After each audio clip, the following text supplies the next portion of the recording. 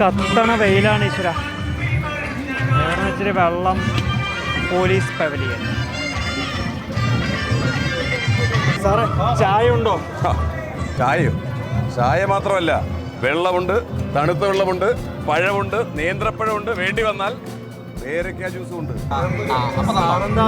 കലാകാരനെ പോലെ സംസാരിക്കുന്നു. കൊല്ലത്ത് കലോത്സവം നടക്കുമ്പോ പോലീസുകാർക്ക് എന്താ കലാകാരന്മാരായിക്കൂടെ? കാക്കിക്കുള്ളിൽ കല, കാക്കിയുമുണ്ട്, കലയും ആണോ? അതെ. കലാകാരനൊന്നും പുറത്തേക്ക് വരാമോ? തീർച്ചയായും, ഇതൊന്ന് വെച്ചോട്ടെ. പിന്നെന്താ?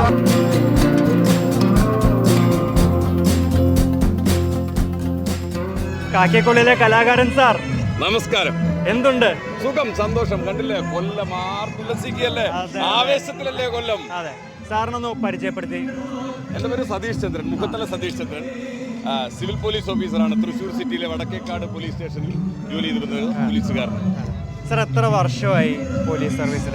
പോലീസിൽ കയറിയിട്ട് 11 വർഷം. 11 വർഷം. ഇപ്പോൾ ഒരു കലാകാരനായിരുന്നു എന്ന് പറഞ്ഞല്ലോ. തീർച്ചയായും. അതിന് മുമ്പ് നമുക്കൊരു കാര്യം ചെയ്യാം, നമുക്കൊന്ന് അങ്ങോട്ട് പോയാലോ? തീർച്ചയായും നടക്കാം, കുറച്ച് നടന്ന് സംസാരിക്കാം അല്ലേ?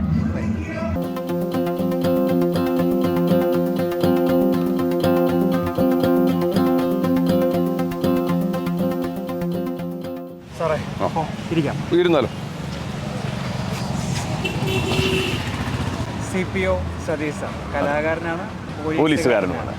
എങ്ങനെയാണ് രണ്ടും കൂടി മാനേജ് ചെയ്യുന്നത് സാർ?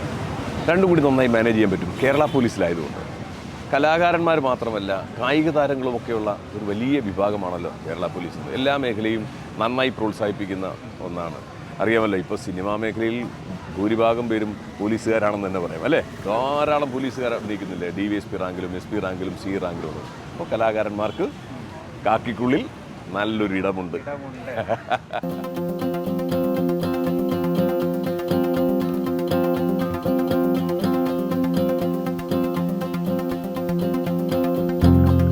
കഥാപ്രസംഗ രംഗത്തേക്കായിരുന്നു ആദ്യം വരുന്നത്, കലാരംഗത്തേക്കായിരുന്നു. വളരെ ചെറിയ കാലത്താണ്, 8 വയസ്സ് പ്രായമുള്ളപ്പോൾ 1992 കഥാപ്രസംഗ രംഗത്തേക്ക് വരുന്നത്. ഒരു 10 മിനിറ്റുള്ളൊരു കഥ ഒരു ഓണാഘോഷ പരിപാടിയിൽ പറഞ്ഞുകൊണ്ടാണ് കഥാപ്രസംഗ രംഗത്തേക്ക് വരുന്നത്. പിന്നീടാണ് 95 മുതലാണ് ഇങ്ങോട്ട് കലോത്സവ വേദികളിലേക്ക് വരുന്നത്.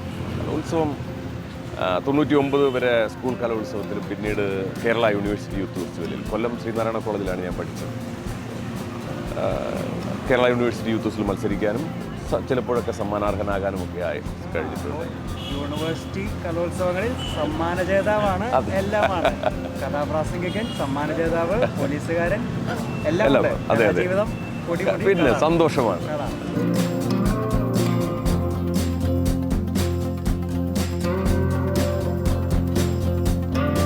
കലാകാരൻ എന്ന നിലയിൽ ജീവിതത്തിൽ ഏറ്റവും വലിയ ടേണിംഗ് പോയിന്റ് എന്ന് പറയുന്നത് അത് എൻ്റെ കുടുംബമെന്ന് ഞാൻ വിശ്വസിക്കുന്ന ഈ കൈരളി ചാനൽ തന്നെയാണ്. കാരണം ഈ കഥാപ്രസംഗ കലയുടെ പൂർവ്വ പ്രതാപം ഇങ്ങനെ നഷ്ടപ്പെട്ടിരിക്കുന്ന സമയത്താണ് 2007 കൈരളി ചാനൽ കഥ പറയുമ്പോൾ എന്ന റിയാലിറ്റി ഷോ ആരംഭിച്ചു. വലിയ സ്വീകാര്യതയായിരുന്നു. പ്രവാസികളും ആയാലും മലയാളികളായാലും വളരെ സ്വീകാര്യത ഏറ്റെടുത്തൊരു പരിപാടിയായിരുന്നു കഥ പറയുമ്പോൾ. ആ കഥ പറയുമ്പോൾ റിയാലിറ്റി ഷോയിൽ വരാൻ കഴിഞ്ഞു. അതിൻ്റെ ഫൈനൽ ഘട്ടത്തിൽ വരെ എത്താൻ കഴിഞ്ഞു. അത് കൊല്ലത്ത് വെച്ചാണ് അന്ന് അതിൻ്റെ ഫൈനൽ നടന്നത്. അന്നതിൽ സമ്മാനാർഹനാകാൻ കഴിയുകയും ചെയ്തു. ഒരു വലിയ മാറ്റമായിരുന്നു.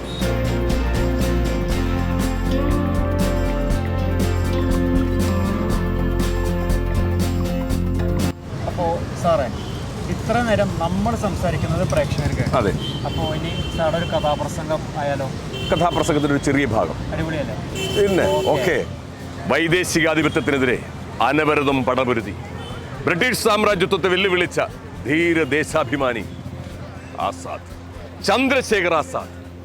ദേശാഭിമാനികൾ എന്നും ഓർക്കുന്ന നിസ്തുലനായുള്ള രക്തസാക്ഷി.